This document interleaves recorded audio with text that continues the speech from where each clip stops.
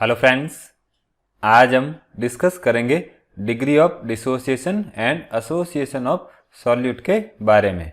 देखिए, colligative properties के through हम जब किसी सॉल्यूट का मोलर मास डिटरमाइन करते हैं और उस केस में अगर सॉल्यूट डिसोसिएट या एसोसिएट हो जाता है तो जो मोलर मास हम डिटरमाइन करते हैं वो एबनॉर्मल मोलर मास होता है।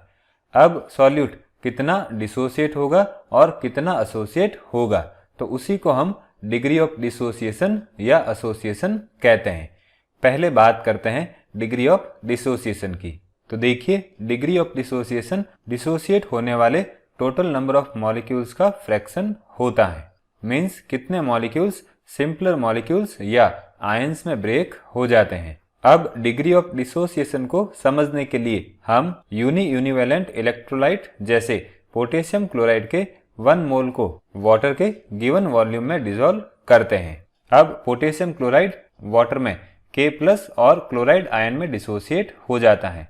तो पोटेशियम क्लोराइड के लिए जो डिग्री ऑफ डिसोसिएशन है उसको हम अल्फा से रिप्रेजेंट करेंगे और पोटेशियम क्लोराइड के डिसोसिएशन से पोटेशियम प्लस के अल्फा मोल्स और क्लोराइड आयन के अल्फा मोल्स प्रोड्यूस होते हैं। तो KCl के जो अनडिसोसिएट नंबर ऑफ मोल्स होंगे वो हो जाएंगे 1 - अल्फा। मीन्स KCl के टोटल मोल में से हम डिसोसिएट मोल का फ्रैक्शन सब्सट्रैक्ट कर देते हैं तो हमें अनडिसोसिएट KCl के नंबर ऑफ मोल्स मिल जाते हैं। तो इस तरह से उस सॉल्यूशन में डिसोसिएशन के बाद जो टोटल नंबर ऑफ मोल्स होंगे वो इन तीनों का सम हो जाएगा। तो यहाँ पर एक अल्फा इस अल्फा से कैंसिल आउट हो जाएगा। तो डिसोसिएशन के बाद टोटल नंबर ऑफ मोल्स की वैल्यू हो जाएगी 1 + अल्फा। अब वांट ऑफ फैक्टर की बात करें तो वो observed osmotic effect upon normal osmotic effect के इक्वल होता है, या वांट ऑफ फैक्टर को हम इस फॉर्म में भी लिख सकते हैं। यह आ जाएगा total number of moles of particles after dissociation, तो उसकी वैल्यू हो जाएगी 1 + अल्फा और नीचे आ जाएगा यहाँ पर number of moles of particles before dissociation, तो यहाँ रह जाएगा 1। अब कॉलिगेटिव प्रॉपर्टीज की बात करें तो वो सॉल्यूट के मोलर मास के इन्वर्सली प्रोपोर्शनल होती हैं। तो वांट ऑफ फैक्टर को हम इस फॉर्म में भी लिख सकते हैं। तो इस तरह से हम ऑब्जर्व्ड मोलर मास को डिटरमाइन करके डिग्री ऑफ डिसोसिएशन को इजीली कैलकुलेट कर सकते हैं। अब इसको एग्जाम्पल से समझते हैं। देखिए, KCl का जो नॉर्मल मोलर मास है वो 74.5 ग्राम पर मोल होता है और KCl के लिए फ्रीजिंग पॉइंट डिप्रेशन के थ्रू जो ऑब्जर्व्ड मोलर मास ऑब्टेन होता है वो हो जाएगा 38.75 ग्राम पर मोल। तो हम नॉर्मल मोलर मास की जगह ये वैल्यू पुट करेंगे और ऑब्जर्व्ड मोलर मास की जगह ये वैल्यू पुट करेंगे। अब ये यूनिट इस यूनिट से कैंसिल हो जाएगी और यहाँ आ जाएगा 1.923।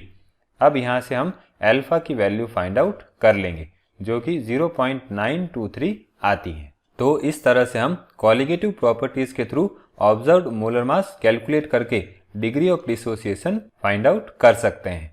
अब बात करते हैं डिग्री ऑफ एसोसिएशन की। तो देखिए, डिग्री ऑफ एसोसिएशन की बात करें तो ये कंबाइन होके बिगर मॉलिक्यूल्स में कन्वर्ट होने वाले टोटल नंबर ऑफ मॉलिक्यूल्स का फ्रैक्शन होता है। मींस उस सॉल्यूट के कितने मॉलिक्यूल्स कंबाइन हो रहे हैं और बिगर मॉलिक्यूल्स बना रहे हैं, तो उसके फ्रैक्शन को ही हम डिग्री ऑफ एसोसिएशन कहते हैं। अब इसको समझने के लिए हम सॉल्यूट के 1 मोल को सॉल्वेंट के गिवन वॉल्यूम में डिसॉल्व करते हैं। सपोज सॉल्यूट के n सिंपल मॉलिक्यूल्स कंबाइन होके एसोसिएटेड मॉलिक्यूल्स बना रहे हैं, तो उसको हम इस तरह से रिप्रेजेंट करेंगे। जैसे अगर हम एसिटिक एसिड की बात करें तो इसके 2 मॉलिक्यूल्स जब कंबाइन होते हैं तो एक डाइमर का फॉर्मेशन होता है, तो इसको हम इस तरह से रिप्रेजेंट करेंगे।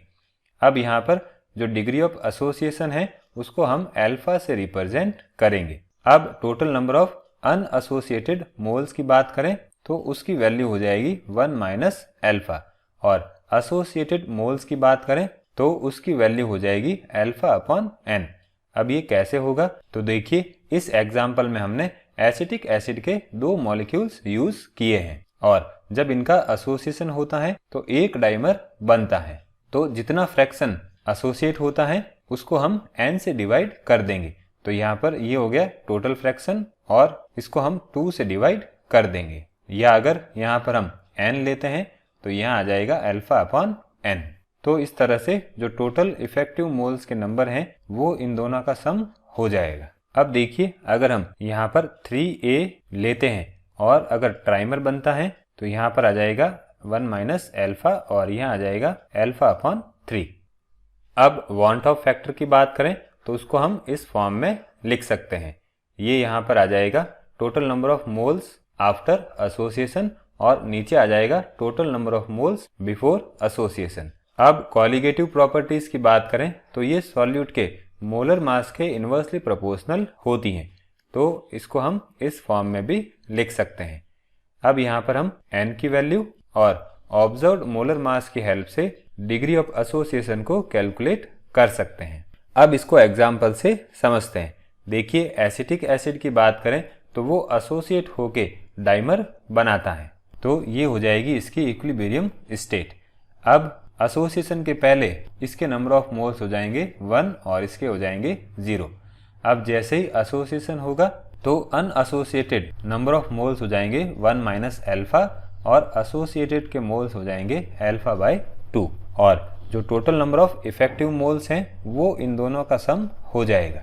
अब देखिए जो एसिटिक एसिड का नॉर्मल मोलर मास है वो होता है 60 ग्राम पर मोल और बॉइलिंग पॉइंट एलिवेशन के थ्रू जो ऑब्जर्व्ड मोलर मास की वैल्यू आती है वो हो जाएगी 107.8 ग्राम पर मोल। तो इन दोनों वैल्यूज को हम इस फॉर्मूला में पुट करेंगे। अब इसको सॉल्व करते हैं। देखिए ये दोनों यूनिट एक दूसरे से कैंसिल आउट हो जाएगी और यहाँ आ जाएगा 0.510। अब इसके बाद हम इस वैल्यू को इस तरफ शिफ्ट करेंगे और इस वैल्यू को इस तरफ शिफ्ट करेंगे। फिर यहाँ से हम अल्फा को कॉमन ले लेंगे और जब इसको सॉल्व करेंगे तो यहाँ आ जाएगा हाफ। तो इस तरह से जब इसको कंप्लीट सॉल्व करेंगे तो अल्फा की वैल्यू आ जाएगी 0.98।